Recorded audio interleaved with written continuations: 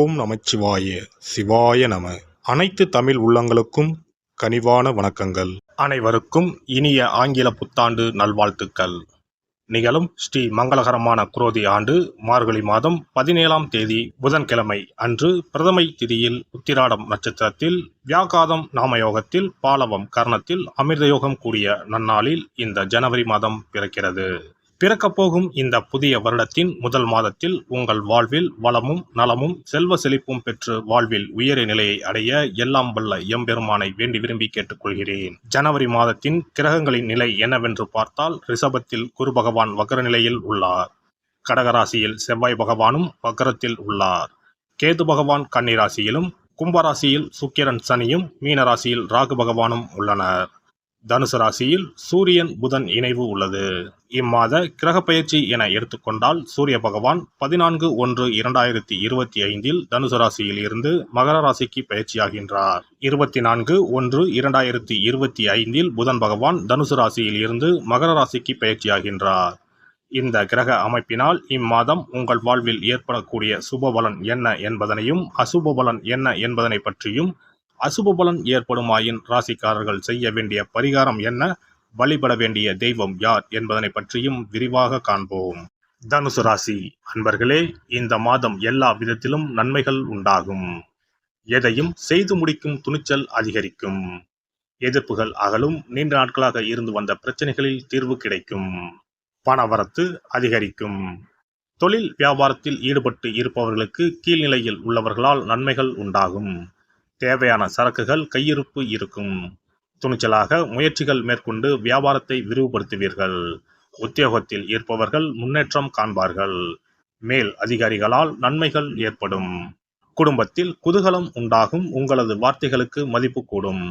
கணவன் மனைவிக்கு இடையே நெருக்கம் அதிகரிக்கும். பிள்ளைகளுடன் மகிழ்ச்சியாக பொழுதை கழிப்பீர்கள். குடும்பத்தில் இருந்து வந்த இறுக்க நிலை மாறும்.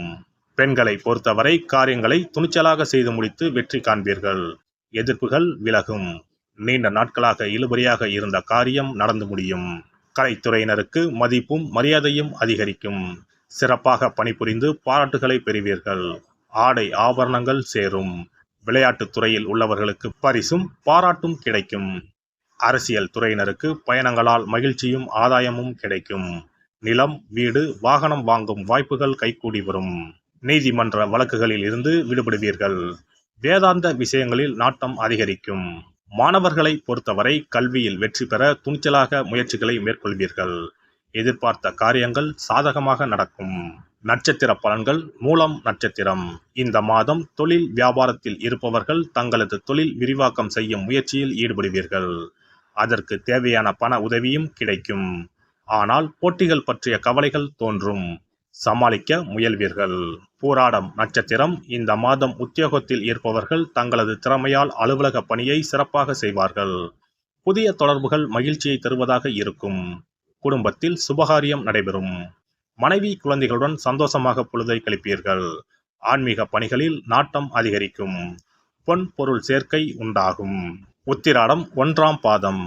இந்த மாதம் நண்பர்கள் மூலம் உதவிகள் கிடைக்கும். வாகன லாபம் ஏற்படும். தந்தையுடன் வீண் வாக்குவாதங்களை தவிர்ப்பது நல்லது. வெளி தொடர்புகளில் எச்சரிக்கை தேவை. எண்ணப்படி காரியங்களை செய்து முடிக்க சூழ்நிலை ஏற்படும்.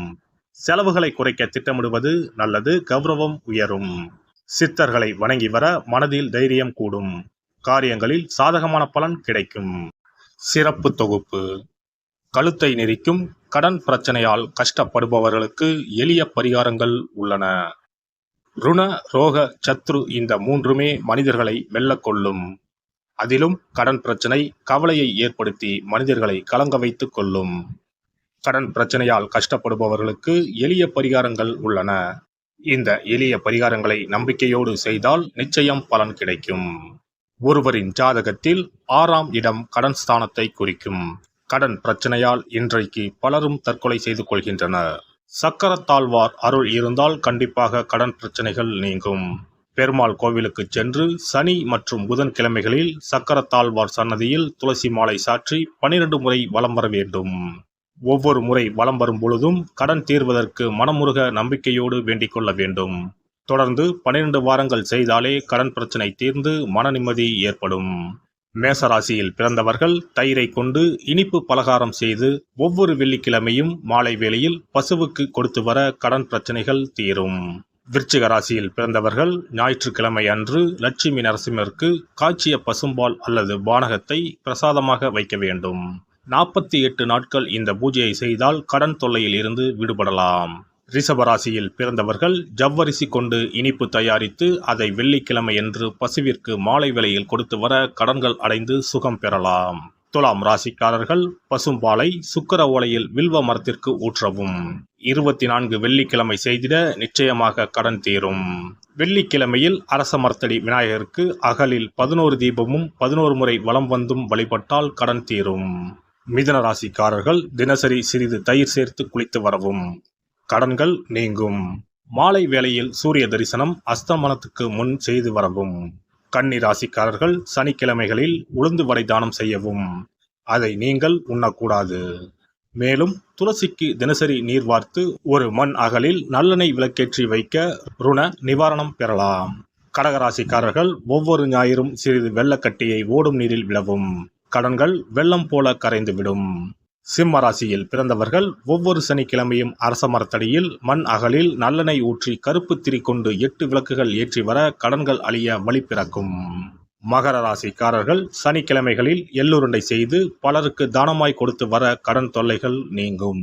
கும்பராசிக்காரர்கள் வியாழன் மாலை 6 மணிக்கு குங்குமப்பூ சேர்த்த பாதாம் கீர் செய்து மகா விஷ்ணுவுக்கு நிவேதனம் செய்து முதலில் தான் அறிந்துவிட்டு பின்பு மற்றவருக்கும் தானமாய் கொடுத்து வர கடன்கள் மலமளவென அடைபடும். தனுசு ராசிக்காரர்கள் செவ்வாய்க்கிழமைகளில் ஆலய பணிகளுக்கு செங்கல்கள் முடிந்த அளவு வாங்கி கொடுக்க கடன்கள் அடைந்து நிம்மதி பெறலாம். மீன ராசிக்காரர்கள் செவ்வாய்க்கிழமை அன்று மதியமோ இரவோ நோயாளிகளுக்கு சப்பாத்தியை தானமாக கொடுத்து வர கடன்கள் வேகமாக அடைய ஆரம்பிக்கும். குறைந்தது 9 சப்பாத்திகள் கொடுப்பது நல்லது. செவ்வாய் பகவானை மனதார நினைத்துக் கொள்வது நலம் தரும். பௌர்ணமி நாளில் குலதெய்வத்திற்கு படையலிட்டு வழிபடுவது சிறப்பு. குலதெய்வ படம் இல்லாதவர்களும் குலதெய்வம் பற்றி தெரியாதவர்களும் 5 முக குத்து விளக்கை பூஜை அறையில் ஏற்றி வைத்து படையல் போட்டு கற்பூர ஆரத்தி காட்டி கடன் பிரச்சனை நீங்க மனதார வேண்டிக் கொள்ளலாம். இவ்வாறாக 9 பௌர்ணமிகள் விடாமல் இந்த பரிகாரம் செய்ய கடன் தொல்லைகள் எளிதாக தீர்ந்துவிடும். கடன் தீருவதற்கான வழிகளும் கிடைக்கும். இந்த பரிகாரத்தை அனைத்து ராசிக்காரர்களும் செய்யலாம்.